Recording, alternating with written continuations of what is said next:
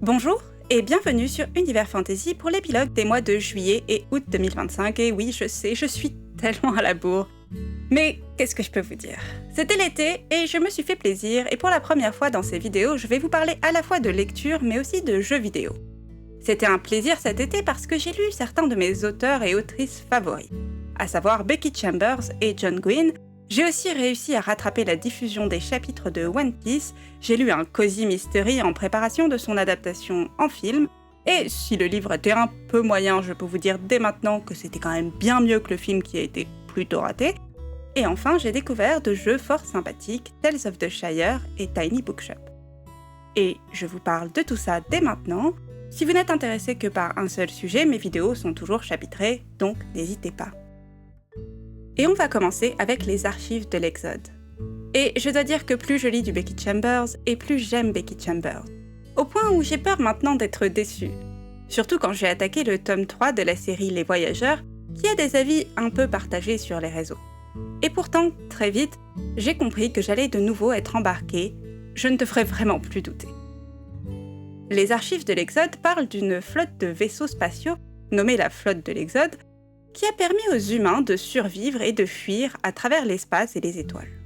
Plusieurs générations plus tard, ce sont des vaisseaux vieillissants remplis d'une population aux traditions et habitudes uniques à travers la galaxie. Suite à un horrible accident, on suit la vie de différents personnages. Une ethnologue à tentacules, un homme rêvant d'intégrer la flotte, un adolescent de s'en aller, une archiviste vieillissante qui a connu l'époque où les humains étaient des parias, une soignante affectée aux soins des morts, et Tessa, sœur d'Ashby, le capitaine de l'espace Armand. C'est un récit tranche de vie sans intrigue particulière qui suit juste les changements classiques dans la vie d'être vivant. Et c'est absolument captivant à chaque ligne. Il permet de passer du temps à réfléchir sur la mort, sur l'évolution des êtres humains, sur les traditions. La vision que nous offre Becky Chambers du futur est toujours aussi fascinante, en grande partie parce qu'il n'y a jamais de cynisme. Ce ne sont pas des textes naïfs ou utopiques, le crime et les drames existent, mais au final, elle nous raconte les histoires de gens qui font de leur mieux, avec leurs défauts et faiblesses, mais ils essayent. Elle parle de sociétés qui essayent de faire mieux aussi. Je crois que les histoires que j'ai le plus apprécié de suivre étaient celles de Eyas, la soignante qui questionne son métier, et l'adolescent Kip qui étouffe un peu dans cette petite communauté fermée. Leurs histoires se croisent à un moment particulièrement émotionnel et repartent, chacun dans leur direction. Sans le savoir, elles se donnent un coup de pouce pour mieux appréhender leur futur, juste parce qu'elles essayaient d'être tous les deux de bonnes personnes bienveillantes face à un moment difficile. Chose fascinante aussi, Becky Chambers arrive à nous faire ressentir l'âge et le poids des années des vaisseaux spatiaux, qui pour nous sont encore des éléments futuristes. Mais il y a vraiment un aspect vieille tradition, genre village au fond d'une vallée des Pyrénées, où les mêmes familles ont habité depuis 300 ans. En bref, ce livre était fantastique. Tellement fantastique que je ne voulais pas vraiment qu'il s'arrête. Alors oui, j'aurais pu enchaîner sur La Galaxie vue du sol, qui est le 4e et dernier tome de la série Les Voyageurs, mais c'est le dernier tome et je ne suis vraiment pas prête à n'avoir aucun nouveau Becky Chambers à lire. Du coup, j'ai relu la novella Apprendre si par bonheur. Ma meilleure lecture de 2022 et toujours aussi excellente en 2025. On suit un groupe de 4 astronautes en mission pour explorer des planètes susceptibles d'abriter la vie. On les voit partager les joies de la découverte scientifique, mais aussi les difficultés et horreurs qui viennent avec l'exploration de lieux inconnus. Ce livre est une célébration de la découverte scientifique, de l'interaction humaine respectueuse et de l'amour sous toutes ses formes. Un petit chef-d'œuvre. Si vous n'avez pas encore découvert Becky Chambers, prenez cette vidéo comme votre signe pour vous précipiter à la bibliothèque ou à la librairie. Apprendre si par bonheur est un stand-alone. Pour la série Les Voyageurs, vous pouvez commencer par n'importe quel tome, on suit des personnages différents à chaque fois, et Histoire de moines et de robots est tout aussi génial. Becky Chambers, c'est une garantie de personnages super travaillés, touchants et complexes, un monde futuriste captivant à découvrir, et des réflexions fascinantes sur la nature humaine. Allez-y! Et si vous vous dites, c'est bon, on a compris pour Becky Chambers, est-ce que vous avez reçu le mémo pour John Gwynne? En parlant de gens qui sont dans mes tops tous les ans, l'auteur qui règne sur la fantasy épique de ces dernières années, le gars qui porte une cotte de maille et une épée sur sa photo de profil Insta, et qui écrit de superbes scènes de combat, a.k.a. John Gwynne. En France, on le connaît pour deux sagas, le livre des Terres bannies et la confrérie du sang. Et cet été, j'ai terminé, à ma grande tristesse, la confrérie du sang en dévorant le tome 3, La fureur des dieux. Les personnages sont rassemblés, tous les chemins mènent vers un immense affrontement final qui changera à jamais le destin de Vigrid. Les dieux s'en mêlent, les vengeances tant attendues sont sur le point d'être rendues, et Varg, Elvar et Orca doivent prendre des décisions sur leur futur. Je reste volontairement vague parce que franchement, c'est du spoiler tout le long si vous n'avez pas lu ce tome. Je dirais simplement que c'est une conclusion épique qui ne déçoit pas. Beaucoup de combats s'enchaînent, mais John Gwyn réussit à nous garder accrochés tout le long. Il sait parfaitement alterner ses grands moments d'action avec des scènes plus stratégiques, des moments émotionnels ou amusants. Il prend son temps quand c'est nécessaire pour montrer des moments plus calmes, plus émotionnels avec les personnages qu'on a appris à apprécier tout le long de cette trilogie. L'alternance des points de vue, comme toujours chez Gwyn, peut être parfois un peu frustrante, mais elle fonctionne vraiment bien. Elle nous permet d'avoir une bonne vision de tous les éléments de l'histoire et de voir aussi des points de vue différents de ceux de nos héros principaux, notamment avec Björk, qui, bien qu'en faisant partie des méchants, est très intéressant à suivre. De le voir hésiter, de voir faire face à ses contradictions, c'est assez fascinant. Gudvar est un petit merdeux agaçant et Gwyn adore mettre ce genre de perso dans les points de vue. Et de façon étrange, ça fonctionne aussi très bien. Même sans apprécier le personnage, sa perspective de l'histoire est très intéressante à voir. Je crois que le seul reproche que j'ai sur ce livre, c'est que j'en voulais plus. J'aurais voulu passer plus de temps avec Glornir et Vol notamment. Je veux plus de ce monde et de ses personnages. Une trilogie, c'est trop court. Comme l'histoire se concentre sur les 3 personnages principaux, qui ont des quêtes très précises, il y a plein d'aspects de ce monde qui ne sont qu'effleurés. Et j'adorerais plein d'autres livres dans cet univers, histoire d'en apprendre plus. C'était une fabuleuse lecture, je l'ai adorée de bout en bout. Les éditions Léa, c'est quand vous voulez pour la traduction de Of Blood and Bones, les 3 derniers romans non traduits de John Gwyn qui se déroulent dans l'univers des Terres bannies. Parce que oui, je suis un petit peu en manque. Tellement que j'ai aussi fait une relecture de L'ombre des dieux cet été. Je sais pas ce qui m'est arrivé, j'ai jamais fait autant de relectures depuis très longtemps. Et là, je voulais ni quitter les mondes de Becky Chambers, ni ceux de John Gwyn. L'ombre des dieux, c'est le premier tome de la confrérie du sang, dont je parlais du tome 3 juste là, et c'est un tome plus introductif, mais qui finit de façon très intense. Et à la relecture, c'est fascinant de revoir les éléments se mettre en place. La construction des personnages et de l'univers est excellente. Les intrigues qui semblent si distinctes de Elvar, Varg et Orca sont captivantes individuellement, et quand elles commencent enfin à se rejoindre, c'est super satisfaisant. Mon niveau d'appréciation de Becky Chambers m'avait un peu surprise, parce que j'ai toujours plus accroché à la fantasy qu'à la science-fiction. Mais John Gwyn, c'est écrit pour moi. C'est exactement ce que j'adore dans ce magnifique genre littéraire. Des personnages tellement bien écrits qu'on pourrait les suivre sur 25 tomes, un univers captivant rempli d'un bestiaire fantastique, des combats épiques et sanglants, un groupe de mercenaires qui, après un bon combat, s'assoit autour d'un feu de camp pour partager un repas et raconter des histoires. Que demander de plus? La confrérie du sang est une excellente trilogie, du début à la fin. Elle fait partie de ce qui se fait de mieux en fantasy épique actuellement.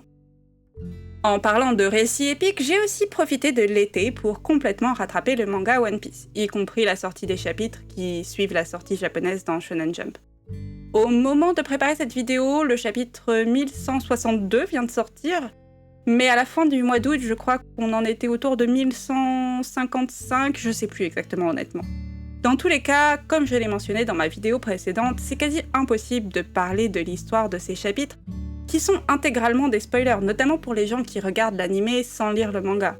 Tout ce que je peux vous dire, c'est que Luffy et son équipage ont quitté avec quelques difficultés l'île de Egghead et sont arrivés sur Elbaf, l'île des géants. Un lieu qu'on attend depuis longtemps puisqu'il a été mentionné pour la première fois dans l'arc Little Garden, dans le tome 13 qui est sorti en 1999.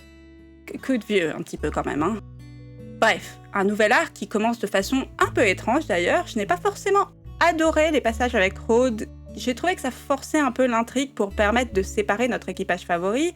Les voir divisés au début d'un arc, c'est quasi automatique à ce stade-là, mais j'ai trouvé que la raison là était un peu bof, et c'est aussi clairement une excuse pour que Luffy aille se balader en forêt pour faire une certaine découverte.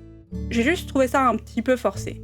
Mais c'est le seul reproche que j'ai pour le moment, parce que juste après on a la réunion de 2 personnages que j'ai adorés et qui m'a fait pleurer franchement. C'était adorable et tellement mérité, c'était un excellent moment. Et après, tout part en cacahuète évidemment, on est dans One Piece quand même. Mieux, on est dans la saga finale de One Piece et maintenant les cacahuètes sont sacrément musclées. Le gouvernement mondial est toujours aussi horrible et nos héros font face à des chevaliers divins, et c'est plutôt mal barré là où j'en suis actuellement. Mais bon, on est aussi dans un flashback depuis plusieurs chapitres, avec son lot de révélations. Cet arc fonctionne globalement très bien, les moments émotionnels notamment sont très efficaces, j'ai adoré l'introduction de Yasan. Cela étant dit, on est au milieu de cette histoire, donc c'est un peu difficile de la juger pour le moment.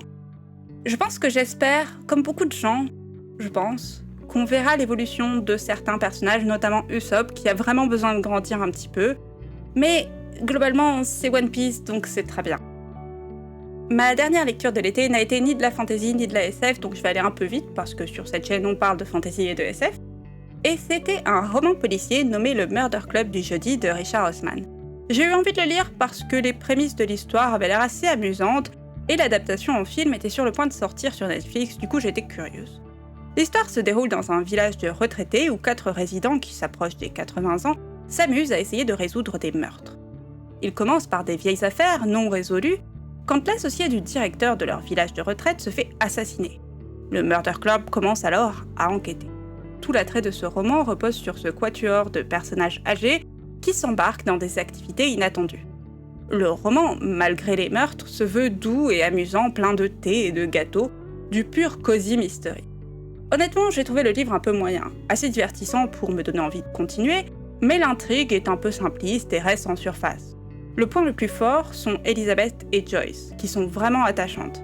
Cependant, je pense qu'il y a trop de points de vue qui ne sont pas très bien gérés, et du coup, on manque de développement des personnages en général. Le mystère est banal, mais pas déplaisant, et globalement, j'ai trouvé que les moments plus mélancoliques ou émotionnels fonctionnaient plutôt bien. En gros, un bon concept de base, quelques personnages très attachants et charmants, mais des facilités narratives pour faire avancer et conclure l'intrigue, et un style assez maladroit dans les choix d'écriture. Ça se lit facilement, mais c'est pas mémorable. Tout cela étant dit, c'était quand même vachement mieux que l'adaptation en film qui est sortie sur Netflix en août. J'avais plutôt hâte, le casting était fabuleux, et même avec une œuvre de base un peu moyenne, je voyais tout de même comment on pouvait le transformer en un film très fun. Et franchement, c'était une très grosse déception. Le charme des personnages est très réduit, notamment pour Joyce qui a un rôle minime. Le personnage de Ron, qui est censé être un ancien syndicaliste qui organise des manifestations dans le village de retraités et argumente passionnément contre le directeur, perd toute personnalité. Le mystère est simplifié à fond, j'ai vraiment eu l'impression que les scénaristes pensaient que le public était trop bête pour comprendre quoi que ce soit. Ils surexpliquent tout, répètent les noms des personnages 20 fois, s'assurent que le méchant soit bien caricatural. Bref, si vous êtes curieux sur cette histoire, lisez vraiment le livre plutôt que de regarder le film. C'est assez facile à lire et c'est bien mieux. Pour finir cet épilogue de l'été, je voulais rapidement vous parler de 2 petits jeux auxquels j'ai joué, Tales of the Shire et Tiny Bookshop. Je préfacerai ce passage en précisant que je ne suis pas une grande joueuse. Je joue assez peu et quasi uniquement à des jeux avec des enjeux assez faibles, notamment les petits jeux de gestion ou les live sims. Tiny Bookshop est un jeu de gestion où vous devez gérer une petite librairie ambulante. L'objectif est de vendre des livres en faisant des recommandations aux clients et en ayant la meilleure décoration possible. C'est un jeu facile à jouer et qui est très amusant pour les gens qui aiment la littérature. J'ai enchaîné pas mal d'heures dessus, il y a des petits objectifs à droite à gauche, mais rien de trop pressant, et si vous les loupez, ça n'a pas de conséquences négatives. L'ambiance globale et la direction artistique sont superbes, c'est vraiment un bon jeu relaxant que j'ai beaucoup apprécié. Cependant, on arrive assez vite à un stade où on a l'impression d'avoir fait le tour, non seulement des livres disponibles, mais aussi des dialogues, et ça devient un petit peu répétitif. On aimerait aussi assez vite plus de possibilités de classement dans les livres, plus d'options en général. En gros, c'est un très bon début de jeu, un concept vraiment sympa, notamment l'aspect recommandation de livres, mais il faudrait qu'il grandisse un peu, pour devenir un jeu qu'on joue vraiment pendant longtemps. Il lui faut plus de dialogue, plus d'options pour agrandir et ranger sa librairie, et surtout plus de livres. Mais bon, j'ai passé un bon moment. Je pense que je jouerai encore un petit peu dans le futur, alors c'est globalement positif. Mon deuxième jeu de l'été, je l'attendais depuis qu'il a été annoncé, et probablement comme beaucoup, depuis même avant qu'il existe. Parce que si vous êtes quelqu'un qui aime Tolkien et qui a joué et apprécié Animal Crossing, un jour vous avez dit la phrase « Je veux ce jeu, mais dans la comté ». Je l'ai dit et j'ai entendu plein d'autres personnes dire la même chose, ou équivalent. Et Weta Workshop nous a entendus, et pour leur tout premier jeu, nous ont donné Tales of the Shire. Dans ce jeu, vous jouez un jeune hobbit pendant le 3e âge qui vient s'installer à Lezo, petit bourg de la comté, et ici, la vie est tranquille. On partage des repas, on se balade, on ramasse des fruits et des légumes, on cultive son potager, on pêche, etc. Le plus grand conflit à Lezo est la discussion animée sur le statut officiel de village de ce coin. J'hésite un peu à utiliser le terme cosy parce que je trouve qu'il est vraiment trop utilisé sur tout et n'importe quoi. Et je pense que la notion confortable dépend vraiment de chacun. Si j'en crois les retours de certains, beaucoup de joueurs ont trouvé ce jeu trop cosy. En gros, ils trouvaient qu'il n'y avait pas grand-chose à faire, pas de combat, pas beaucoup de gestion, et même face à un Animal Crossing, les enjeux sont plutôt bas. Parce que on n'a même pas la dette de départ que t'impose le jeu Nintendo quand tu commences. Non, ici on te donne une maison, et tu ne peux pas mourir, et le plus grand des challenges est de trouver les bons ingrédients pour cuisiner les meilleurs plats. Et vous savez quoi? C'est exactement ce que je voulais. Je comprends que ce ne soit pas le goût de tout le monde, mais quand je pense à un jeu Hobbit, c'est tout à fait ça que j'imaginais. Ça correspond à ma vision des Hobbits. C'est super paisible comme jeu, les paysages sont beaux, les saisons changent lentement, et on peut passer des journées à déambuler dans cet univers adorable. Les tâches et objectifs sont simples mais satisfaisants. Les PNJ sont amusants, le lore est réussi, c'est le jeu parfait pour se poser une petite heure en rentrant du boulot et relaxer. Est-ce qu'il aurait pu être mieux optimisé à sa sortie? Oui. Est-ce qu'il pourrait rajouter des petits éléments comme un petit peu plus d'interaction avec les habitants? Évidemment. Mais franchement, je l'apprécie beaucoup tel qu'il est. Je pense que j'y jouerai encore longtemps. Et parce qu'apparemment c'est quelque chose que les gens ont débattu, j'adore la mécanique des oiseaux qui te guident vers ta destination. J'ai tendance à toujours me perdre dans les jeux, et là, dès que je veux aller quelque part, je peux juste suivre les oiseaux, c'est intégré dans le monde, c'est mignon, et ça me permet d'arriver à destination, franchement, que demander de plus? Bref, c'est une réussite pour moi. Et voilà pour l'été 2025, j'espère que vous avez trouvé ça intéressant.